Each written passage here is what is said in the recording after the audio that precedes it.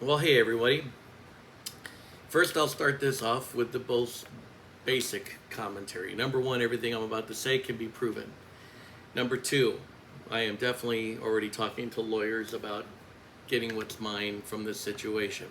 Number three, they will, Desert Star Academy in Fort Mojave will continue to try to gaslight. They'll gaslight you, whoever watches this or whoever talks to them about it, by telling you all these things and oh yeah, this guy, he was this and this. Okay, so on the record, I have the text to prove it. I have everything. Okay, I quit. They didn't fire me. I walked out. So if they try to say something like that, they're lying. This is the one thing that I'm going to educate you on first. Number one, nothing they say they can prove. Not a single thing, because they lie. That's all they do. They lie, they gaslight, and it's a cult. Plain and simple. Desert Star Academy is a school of people who all know each other. It's incestual beyond belief. If you're an outsider from an area outside the area that thinks, hey, I'm out to work there, don't. Because I did some checking and it looks like the entire staff for the most part is from the area and I'm the outlier or one of the very few. But I also am one of those people that actually will say things as I see them. The other ones may not have been, and that's fine.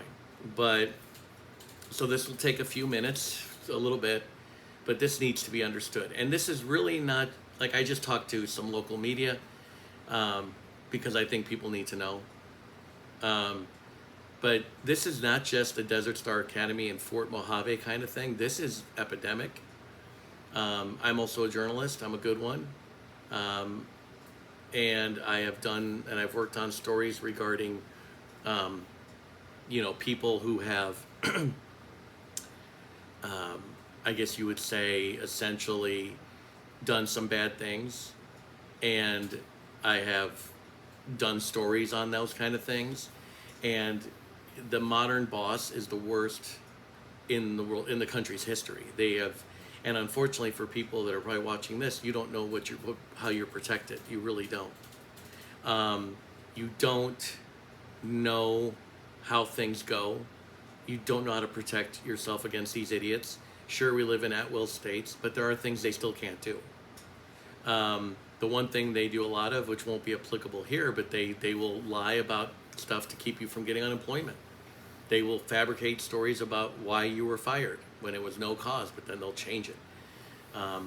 I've dealt with one bad boss before, and they were similar in that regard, and they paid the price.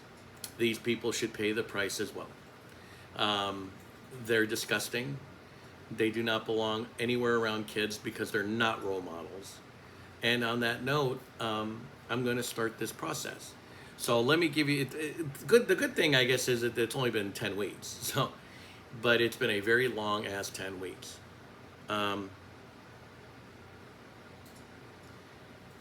Sorry, I got a text. But the thing is, I'll start with this. I am here in Fort Mojave, which I don't mind this area. I mean, it's hot, but I don't mind this area.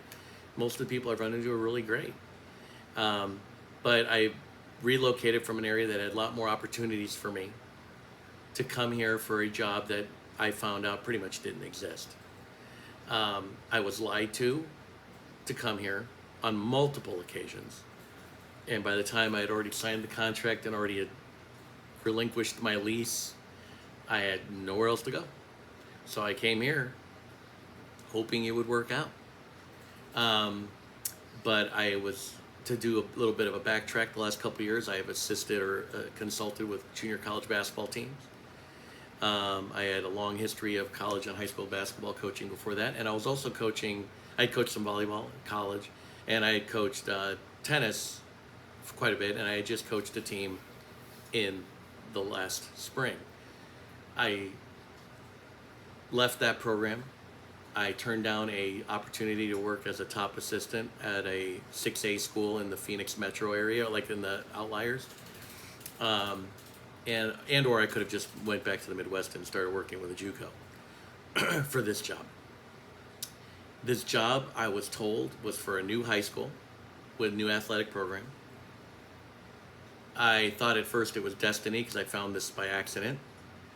Turned out that it was just another trap that people lay for people. Um, I came here and was told we would have interest. I have the text messages from all the way back in May and April. Oh yeah, because they see what I don't know if you all do this, but they know this. When a new high school starts, or when a high school has an athletic program, what they'll do is they'll do surveying and they'll ask kids what sports do they want to play or what are they interested in.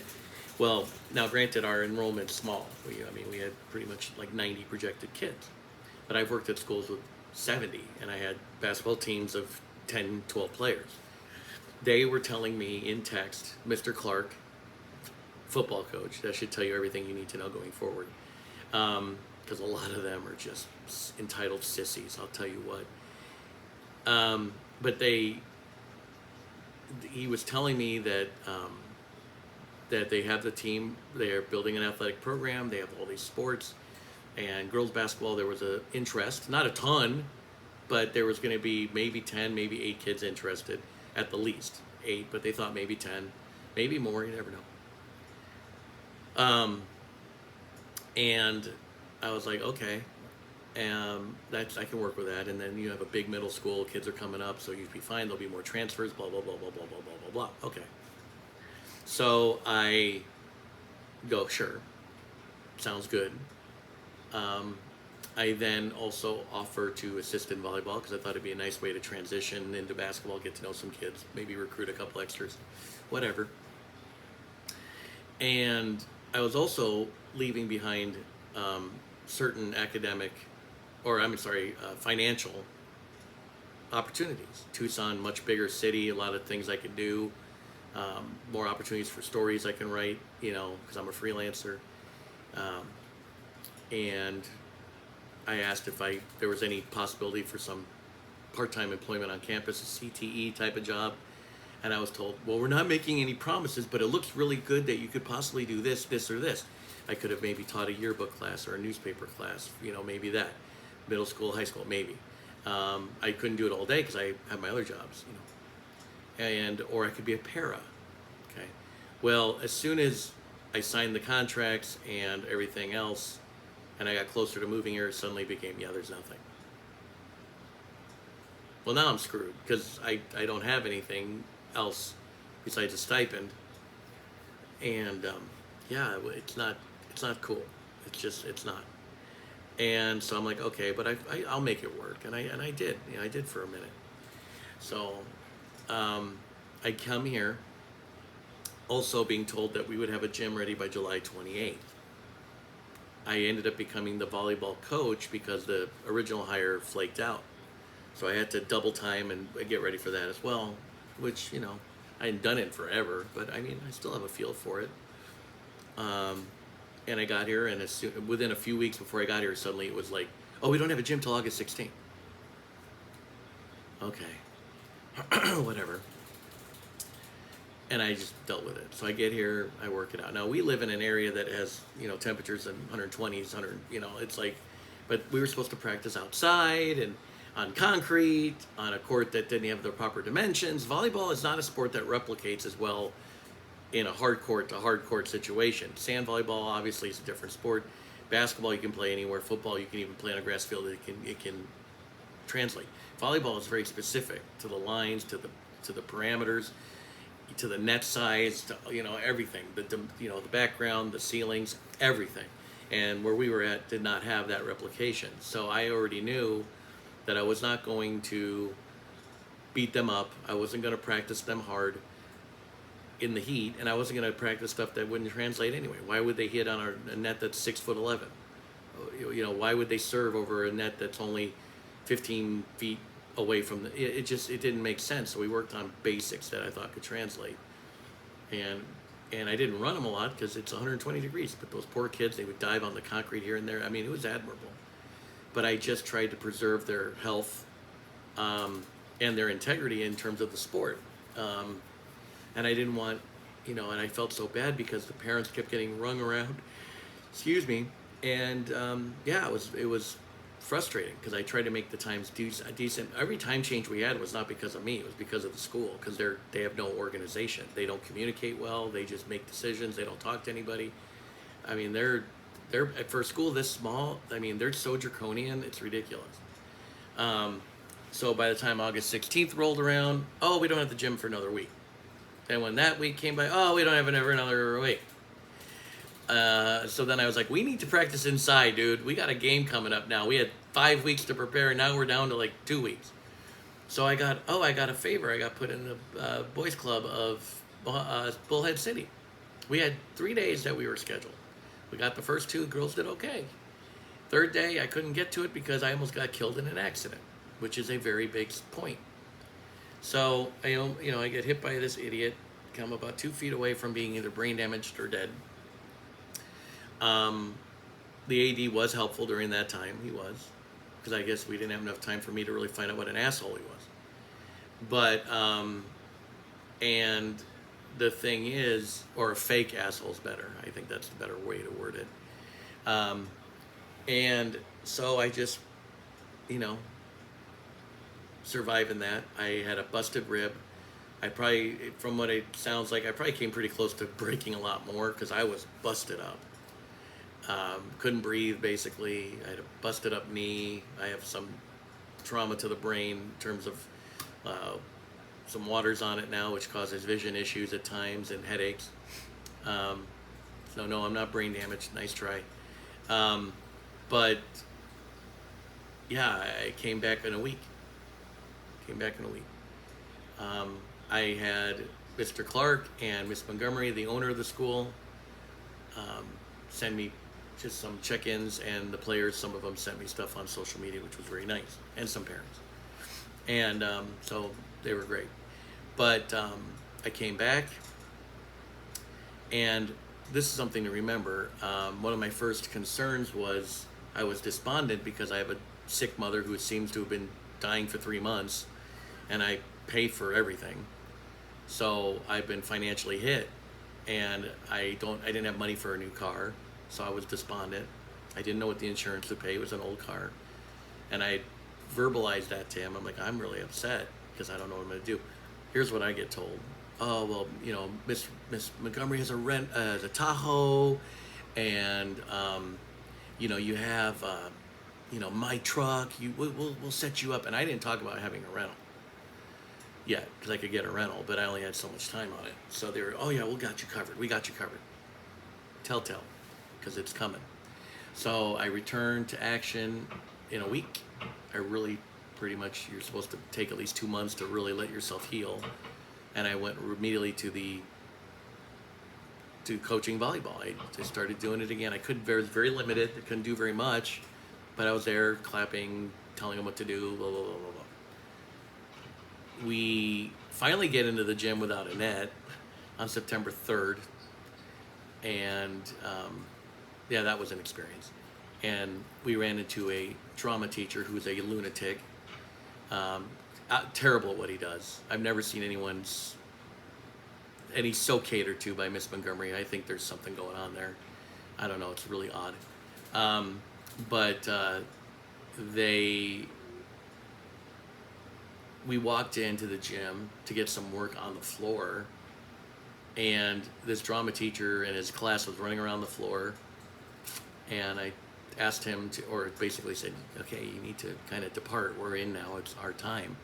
No, it's not. We get the gym till 5:30. I'm like, you get the stage until 5:30, which is over there. We have the court. No, you don't. So I had to text the AD. He told him to get off, but there's more to it. So we go to the game the next day. I'm in a lot of discomfort.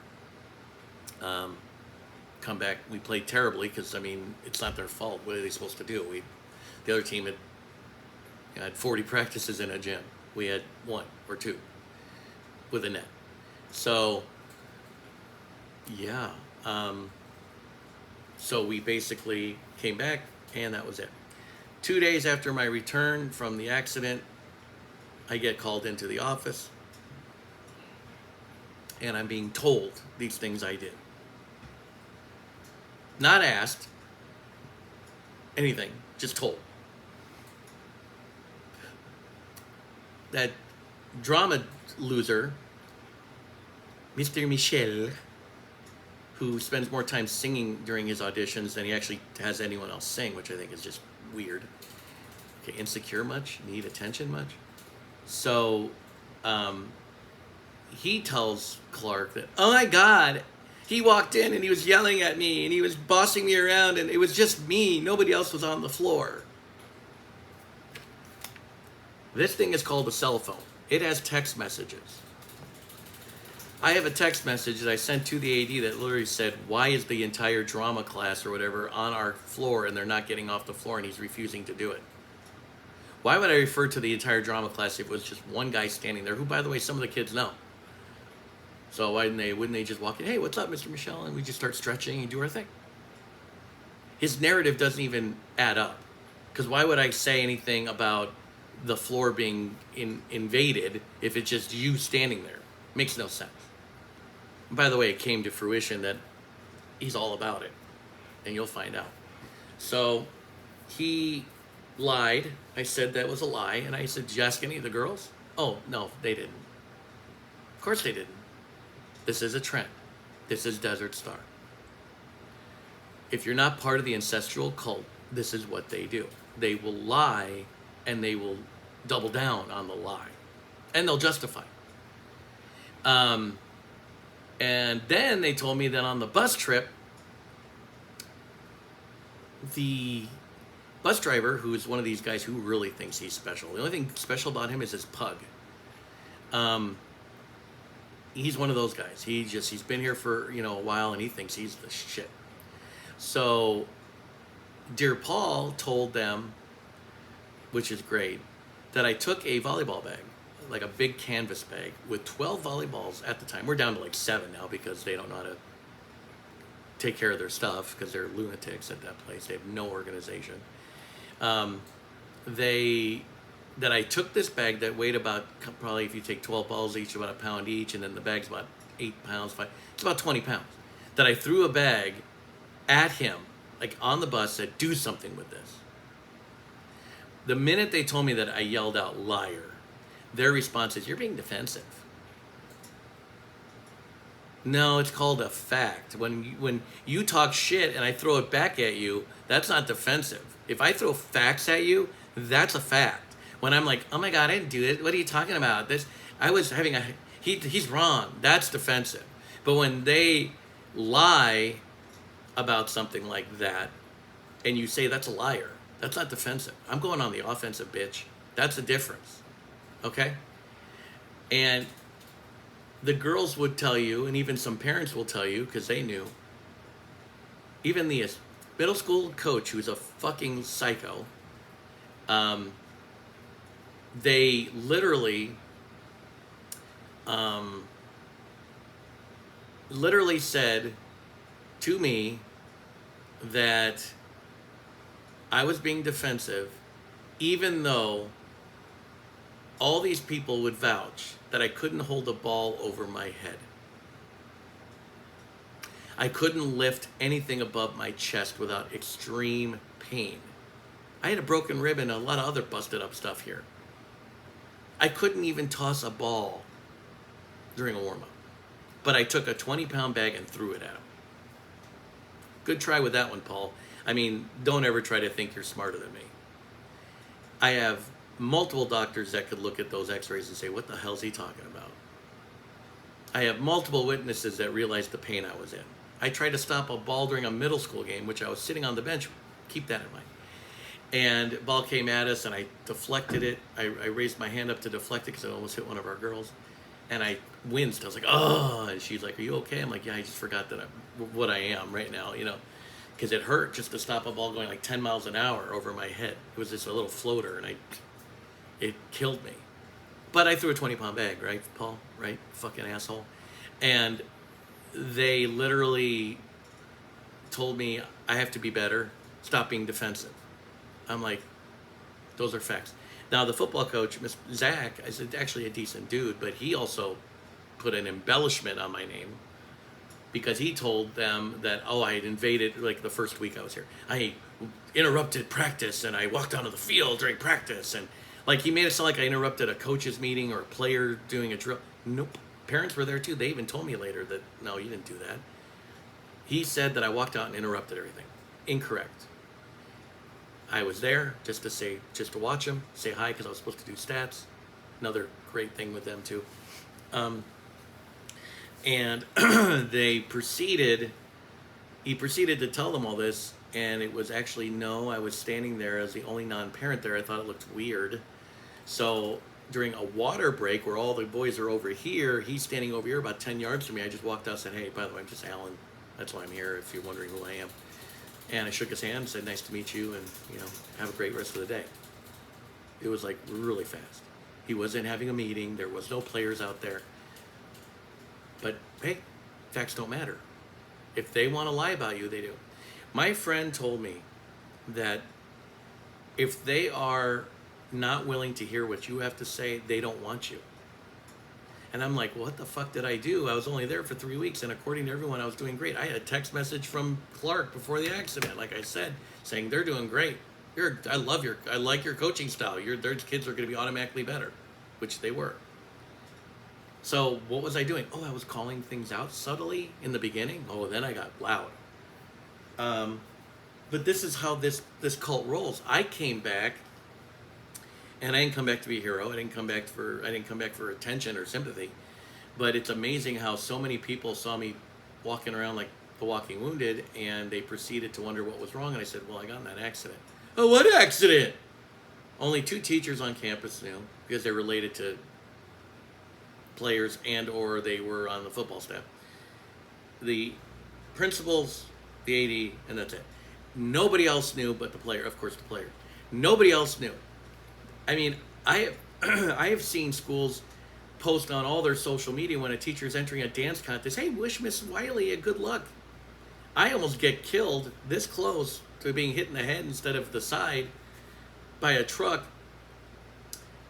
And they can't even say, hey, by the way, just for all you out there, our new volleyball coach got in an accident, let's wish him well. There was none of that. There's none of that. None. I didn't want it, but there was no appreciation at all for the fact that, yeah, this almost happened.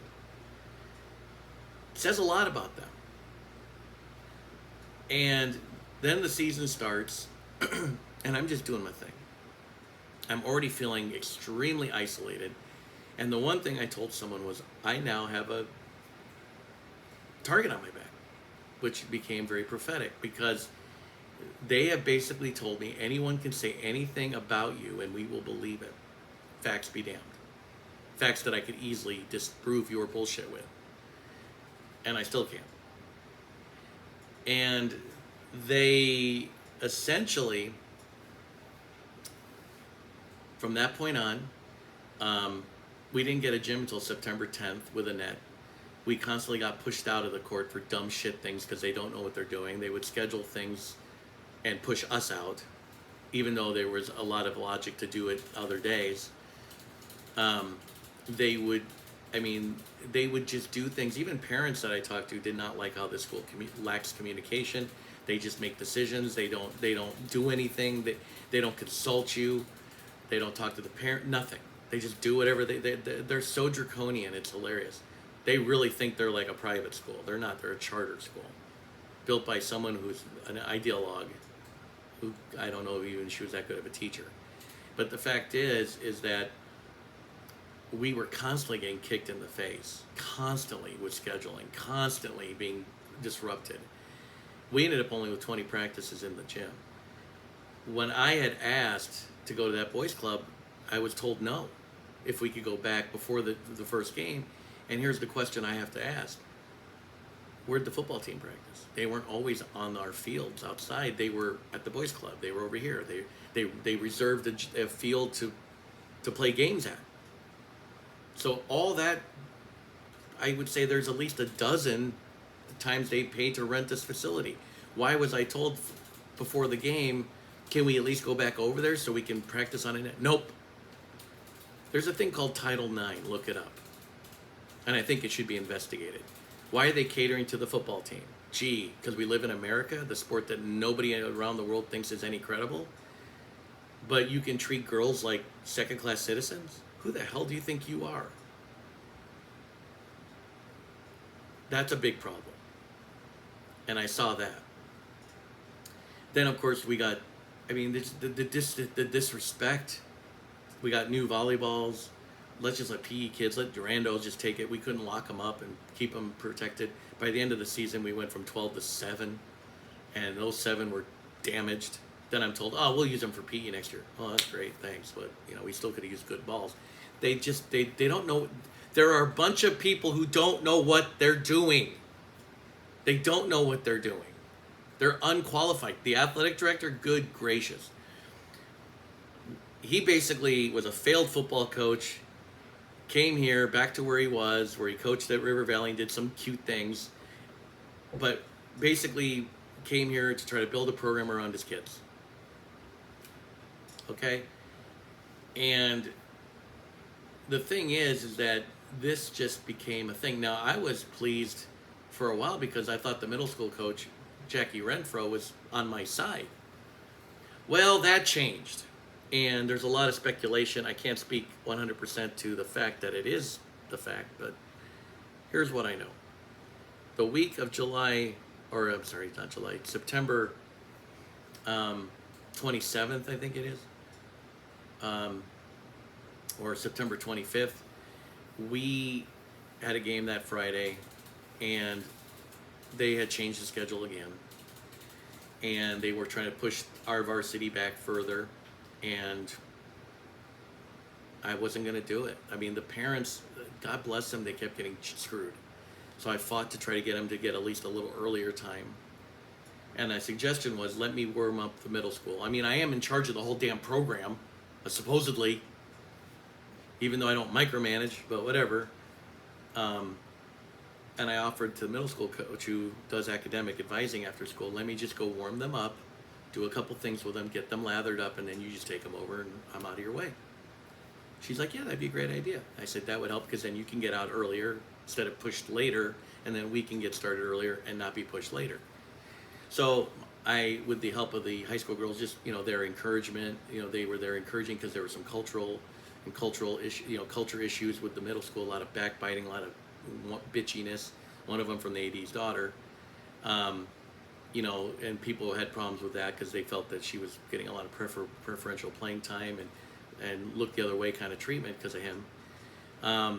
But the fact is that even though she did come a long way, I'm not going to deny that she did come a long way. God bless her. She did. I'm proud of that. But the thing is that she had some attitude, and so did other girls. And our high school kids did not like it. They saw some of it. They didn't think that was something they would want on their team in the future.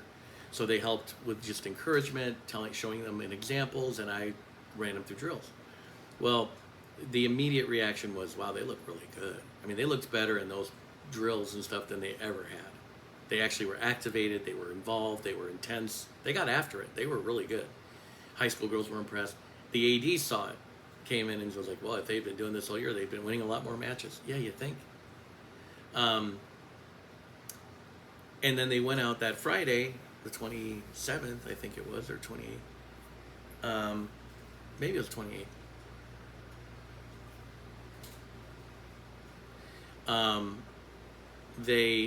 Speaking of which, she just tried to call me. I think that's just weird and random, and I don't want her calling me. So that Friday, they had 2 games, B and A, and we were on the road. And the B and A teams won. Well, the B team got robbed. They won. They won on match point and whatever. And that was it. But then they got robbed at the last point, so they won it. And A won. And the rumor was that a lot of people were saying how that those workouts that we did really helped. Really helped. And a lot of people were saying that. I guess kids were saying it, some adults were saying it, that we helped them. The things we were doing helped. And I would always say that I thought the high school girls were the reason because they were so good at giving them the right attitude, just talking to them. And, but that was the talk. And then Monday, this is crazy. I had already coached with her 6 games. There was no issues. After this sudden burst of winning, they immediately, I go there that Monday to go sit on the bench because, we can't practice. It's a home game. And I asked her, because I always do this, is it okay if I do this? And the only thing I wanted to do that particular match, because they just won, I didn't want to disrupt too much. I wanted to essentially, I guess you would say, just talk to the defense, because that's what I've been doing with the high school, calling out stuff, calling out shots. They thought it was working for them. Some of the middle school kids that sat on the bench with us and we're cool with it. So I said, can I just do that? Are you cool with me just doing that? I don't want to do anything else. I don't want to chatter about other stuff. You can do whatever. I just want to do that because I think they like it. Her response was, sure, okay. So I started that process in the game. That's all I talked about. I even moved to the end of the bench so I could see better because the ball's coming at you. And so I'm like, okay, and I just call it out. First time out, she locks me out. She locks me out. She puts me in a corner. Like, she blocked me from the huddle, which is unbelievable. I have no assistants. They're always allowed in the huddles. The head coaches that are assistants are always allowed in the huddles. Like, I don't know how many huddles I was in that never seen that. She literally caused a scene by blocking me out. The timeout would end, and I would maybe try to add a few words. No, go out there, go out there. Like, she was, like, refusing to have me interact. So now I'm stuck.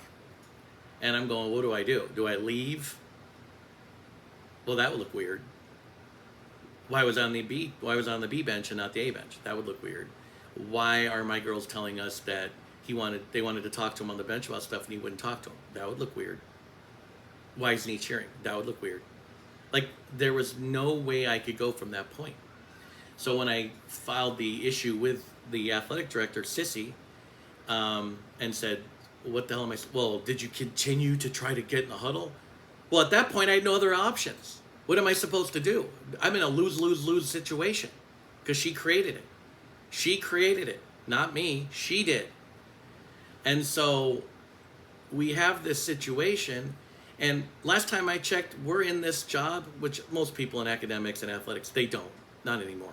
We're in this job for the kids. It's like for their benefit, not your ego, not your security level, none of that bullshit. And when I see something that could possibly help them do better, I'm just going to offer it. There was a moment where she was so out of it, the other team called timeout. They were just standing around. Our girls didn't know what was going on. So I stood up and said, girls, come in. Like, because we have time, they have a timeout. And I just said a couple words. Like, I didn't say anything really. I was just like, hey, good job. Just remembered back line, that was it. And she turns to, what are you doing? Like, yells at me in front. I'm like, they called timeout. She caused a scene. She walked into the stands. She talked to somebody bitching about me, I'm sure.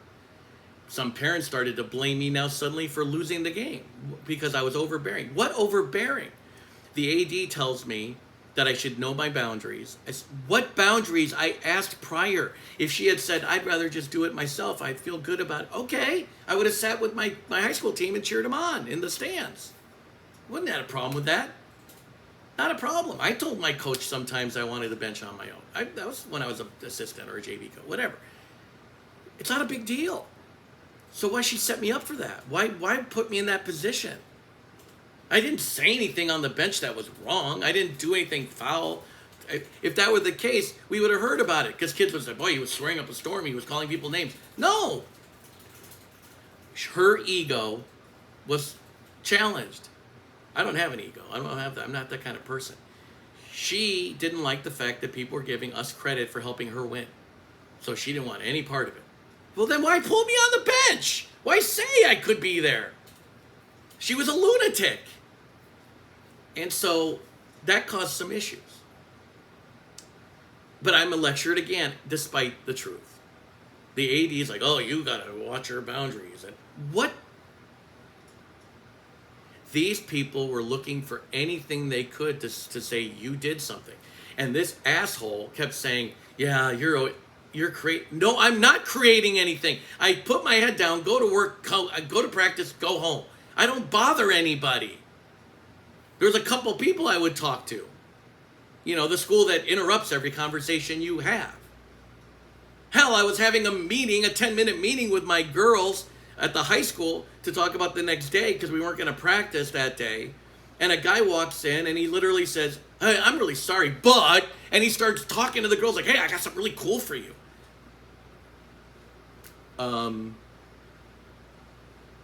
We're having a meeting. Like, I'm almost like, and I just try to start talking again to finish it up. "Oh, okay. I'm sorry. Oh, but I couldn't finish a 10-minute meeting. I couldn't finish it. This is who they are. They're rude. They're a cult. They think they can do anything. I'm telling you, if you want to apply there, good luck. Because if you go there, keep your mouth shut. Don't say a word, because this is what will happen. They will go after you heavy. Okay, they will. They will do whatever. They will disrespect the fuck out of you. Every single person in that, the adults, not the kids, hell, not the parents even. They want to be educators. And so I'm just writing this out, and basketball's getting close, and oh my God. Then I'm finding out more and more of these kids aren't going to play. I was hearing that from day one. Like I said, they were not going to play.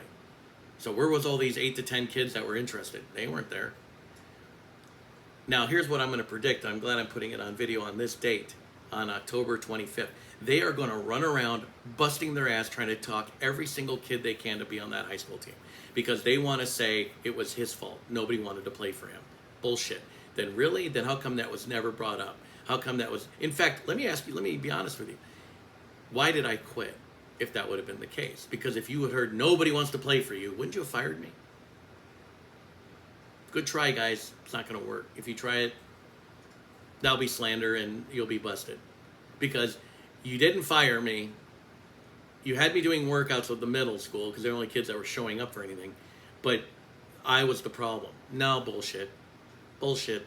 I have text messages that even indicate. But I asked Jonathan Clark last week, when he was talking about me maybe starting the beach volleyball team, not the boys volleyball team, because a lot of boys were asking me about it. He said the numbers didn't compute and their interest was there, but there would be conflict with other sports, but that we could have a beach volleyball team. Why would you be offering me another possibility? And then I realized that they were doing the data points of interest. So I said, well, that's interesting. I said, so if you're doing all these data points, did you have any idea that we would have nobody wanting to play basketball after all, before I even came here? And he said, yeah.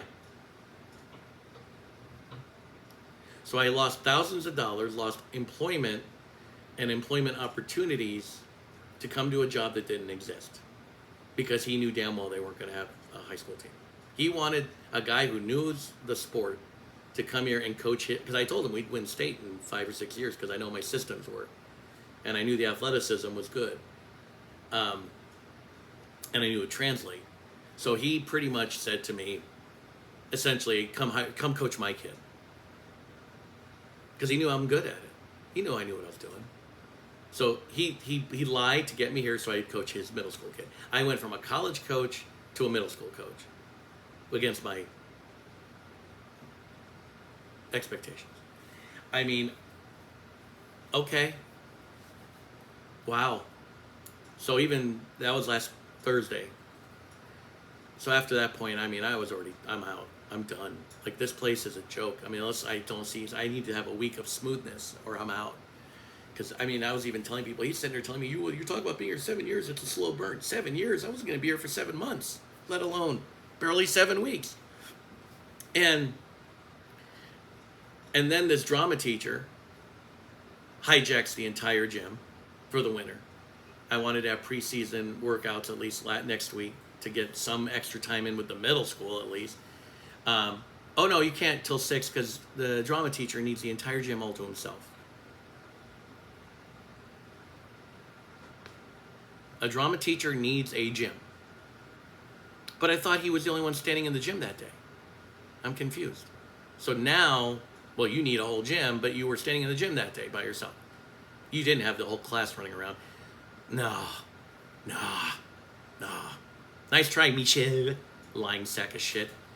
Yeah. And they catered to it. And the funny thing is, when they had the discussion, the owner of the school who I'd been civil with walked out of the room, gave me a look, and walked away. Dirty look and didn't even acknowledge me. That's when I knew something was up. Because I was calling out the fact that we're catering to a drama teacher? Yeah, I've talked to people. Nobody's ever heard of a drama class or a drama group pushing everyone out of the gym. I'd even asked, well, can't we just go on the other far side from the stage where he's supposed to be on? Couldn't we just go on the far side and work on some stuff? Nope, everyone has to be out. But you can go outside. Why don't they go fucking outside? I mean, you're so bad at what you do, Michelle, you can't teach blocking and read of your lines and enunciating of your lines and points of emphasis in your classroom. I dated people in the drama groups, or I was friends with them. And when I was in high school, we had one of the best drama people ever. They weren't always in the auditorium. They did stuff in the class because she was good. This guy ain't. But then I find out the whole winter has been compromised. Now this clown needs it every day for an hour, right after school. A guy who has had practices where he has perfect attendance pretty much at night. I have a basketball program. There's apathy already toward the program. They've been terrible forever. Nobody wants to play it. I have middle school parents who in some cases, I mean, let's be honest, we do live in the age where parents now think their kids should revolve their life around them, not the other way around, which I remember being a coach earlier where parents actually scheduled around their kids and stuff. Not today. They come home from work, they don't want to get off the couch and take you back to practice at 5, even if it's a 5-minute drive. A lot of them don't. Not all, but a lot. And it's bullshit. It's not fair to the kids, and it's going to cause a lot of issues for those kids in the future. So, but the fact is, I already have apathy with this program, and now you're pushing us to a 4:30 start for a 6:30 ending? I had parents immediately telling me, well, I don't know, and kids telling me, well, I don't know if I can play now because that's really late. It's not really. It isn't. It's not. But whatever, to each his own. Whatever BS you want to tell yourself, that's fine. But the fact is, this is what they were telling us. But you can go outside. Ugh. I mean, it's Bullhead City, Arizona, and Fort Mohave, and it's hot, but during the winter it gets nippy out here, especially with all the wind. So what are we supposed to do? And then the tour de force.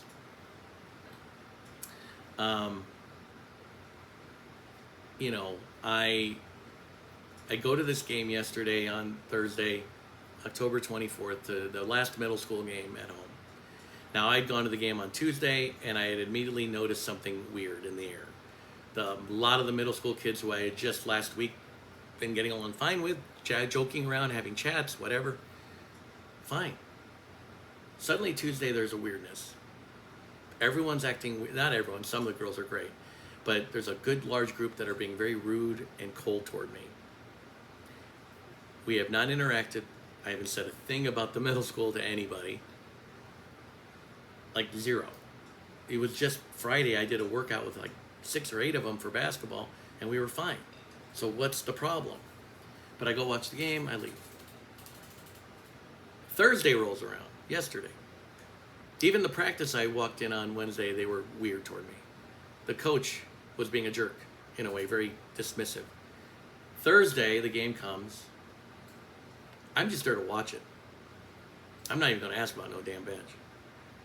I just came to just watch the game. Just that's it. And I noticed nobody was at the scoreboard. And so I asked Mr. Clark, I said, do you need any help? Because, it looks like you're kind of, and he's like, yeah, we could use someone at the scoreboard. Something I've done maybe once or twice, hundreds of times. I only know the sport of volleyball. I'm coaching it. Okay. So sure, I'll do it. Now I have to kind of know some of the tinkering of the board, but, our manager, who was a great kid up until this point, now she's whatever, I don't give a damn about this kid.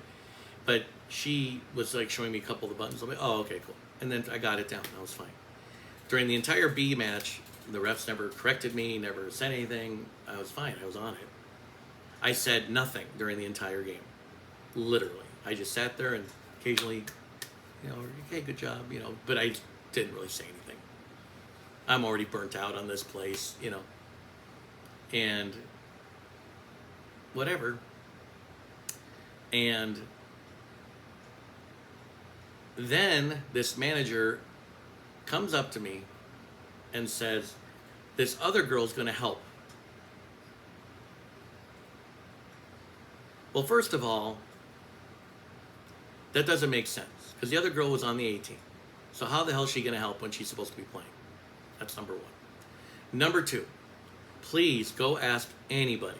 Go ask anybody at any major high school event or even an middle school event. Please let me know when the entire scorer's table is manned by children. Nope. I mean, talk about an amateur place. Do they really think that we're going to let just the kids be game administration? No. And the kid in question, really nice kid that was supposed to help, but she had messed up, I guess, the week before on some volleyball lines, on line calls or whatever. And so I was like, yeah, I'm just going to do it. So she goes, so-and-so is going to do it. I go, no, I've got it. I'm good. No, she's going to do it. Like, this is a 12-year-old trying to bully me. I'm like, are you kidding me right now? And I'm like, no, I've got it. No, she's going to do it. No, I've got it. Like, shut the fuck up. She never talked to me like that before. So I have my speculations. So she ran and cried to Renfro, who then created another scene, her second one. She turned around, walked over to me. Yeah, the girls are going to do it. I'm like, no, I've got it. I'm totally okay. You're upsetting the girls! You're upsetting them! What are you talking about? I haven't said a word to anybody. They're only upset because I'm not going to let them jibber jabber. And why would a kid on the A team be doing scores for the A team? Doesn't even make any sense. She runs to the referee or she complains to other people. Now the ref's like, we want him out of here.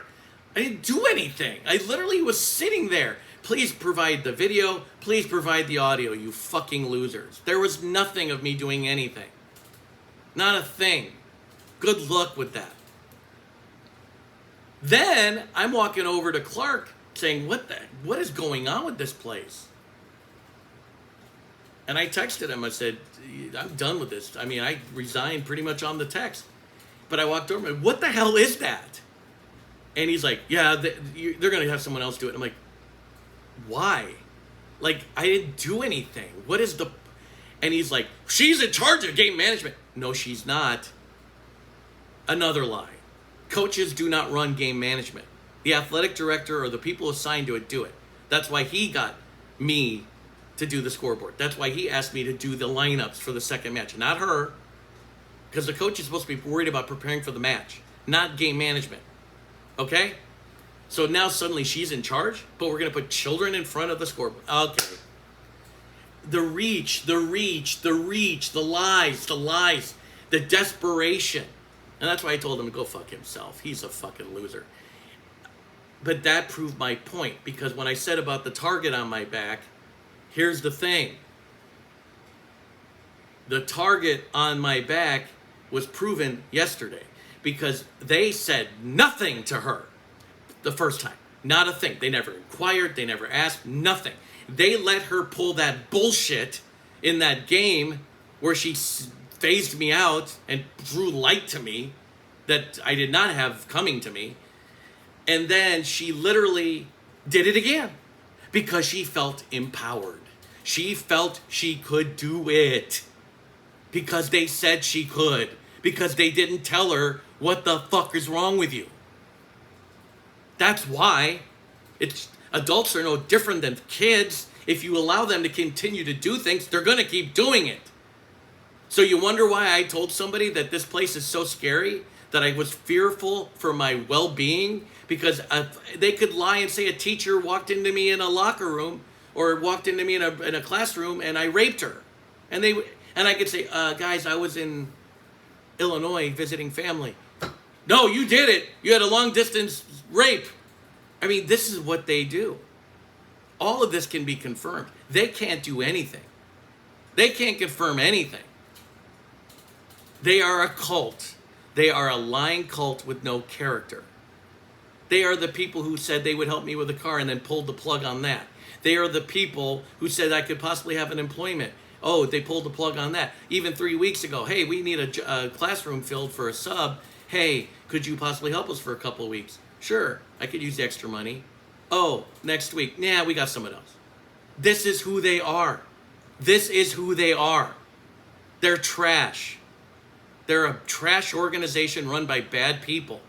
They're bad people. They're not good people. They're bad people. They can lie all they want, pretend to do all this stuff. Bullshit.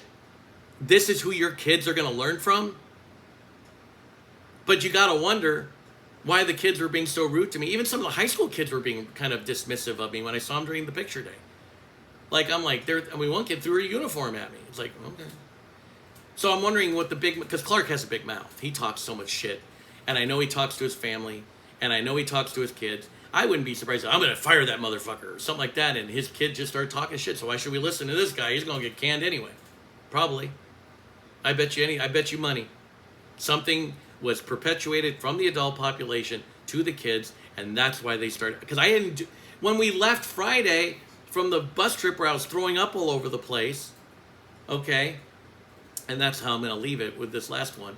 But the girls and I were good. We had dinner together, some of us, and they were very supportive of what was going on, and we were fine. And then all of a sudden they were just jerks.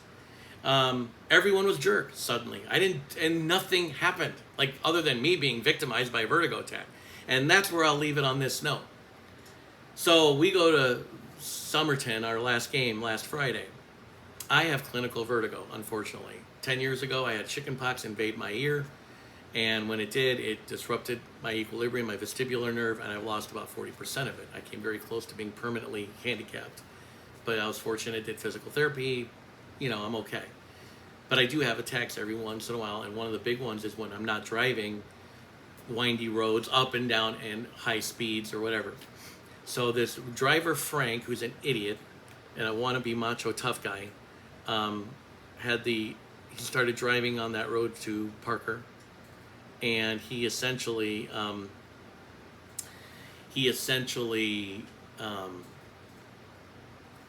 was just going bat out of hell on this road, and I was starting to feel it. Now, prior to that, I had the same situation with, ironically, Miss Renfro's husband, who's, he hates me now, I'm sure, but I'm fine.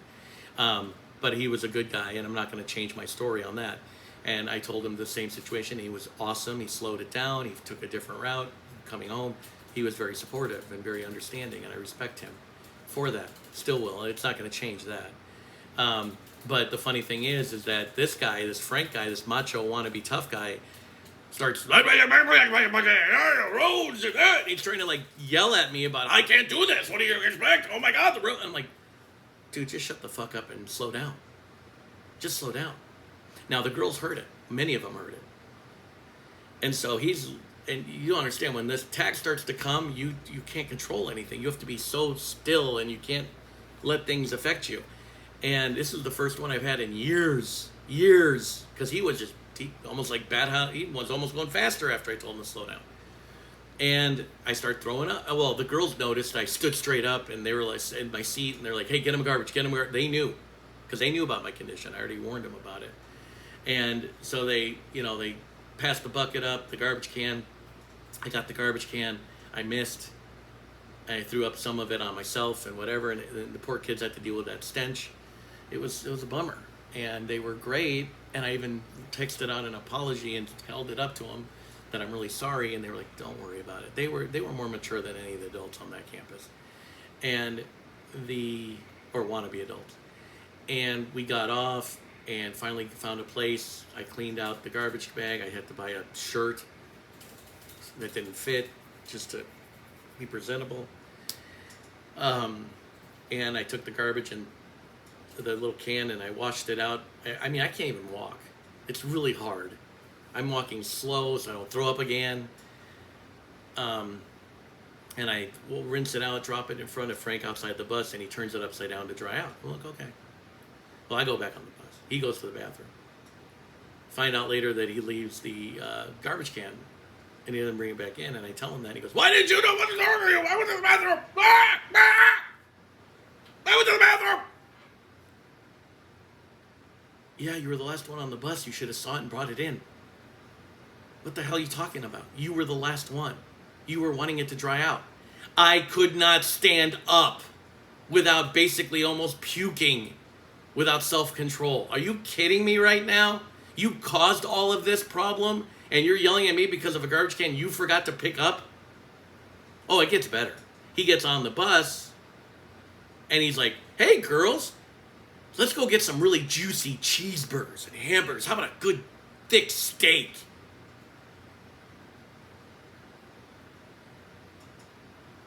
The girls are even like, what the fuck?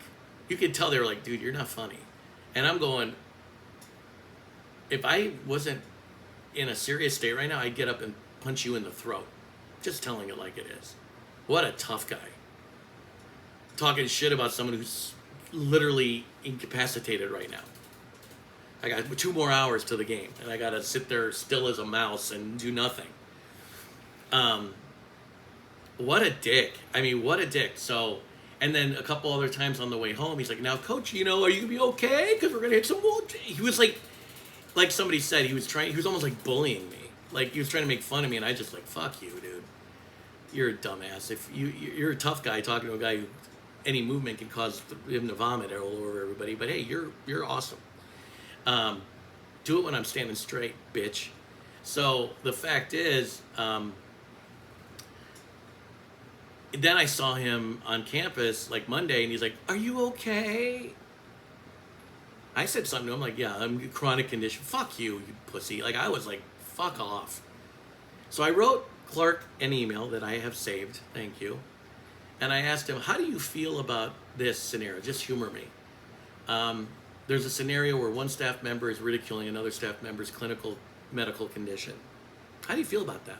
Just curious. I don't say my name. I don't say his name. I just say, what would be your thought? There's no response. What that idiot Clark doesn't realize is that no response is a response. And it can be used in a court of law. So you allowed... I called him and told him what happened. I said, don't say anything to Frank right now. Don't say anything. I'll just let it ride for now. But then when he started pulling that shit, when he saw me again, and he started doing, and that was before, when he was like, okay, then he was like, oh, you're going to be windy. And then he said that thing on the Monday. I'm like, who the fuck is this guy? That's why I said to him, okay, now I need to know this. He wouldn't answer it. So that should tell you a lot about this place. I have a clinical medical condition that I cannot reverse. It's going to get worse as I get older. And this loser is making fun of me. He compromised the team and their security and comfort because he was a lunatic. The girls even, we talked about it when we were eating, they heard it. They were not happy with him. We heard you say, slow down. That's Desert Star Academy in a nutshell. And there's more. And if this goes to court, everyone's going to find out. I'm going to be curious what Miss Renfro's voice message says. I'm sure it's awesome. Or maybe it's her husband yelling at me. I don't know. But either way. Yeah. Don't work there. If you're a good athlete, don't play there. They don't have a clue. And here's the thing. They can lie and say, oh, it's a facility issue. No. No. This is a character issue. These people have no character. The things they did had nothing to do with the facility. The things they did had to do with who they are. Period. End of story. They're bad people. Period. You don't do the things you do if you're good. It has nothing to do with facilities. At all. But like I said to my kiss off to them in the band up, I'm going to say it here. I have no real... other than the fact that these girls were probably led to be jerks toward me, that's fine. They're young, they're impressionable. I won't hold a grudge on 12 and 13 and 14-year-olds. I'm just not. And I'm going to hang on to the things that I know they were great at and how they were, and I'm good. I'm good with them. The parents were overall great. There was one lunatic parent that came storming out of the crowd, but I heard she's a psycho anyway, so I really give a shit. And yeah, the kids were great. My parents overall were great, but the school is not, and they don't belong doing this. They just don't. And if they do, I hope they get their karma, and they will. Best of luck to you, all you.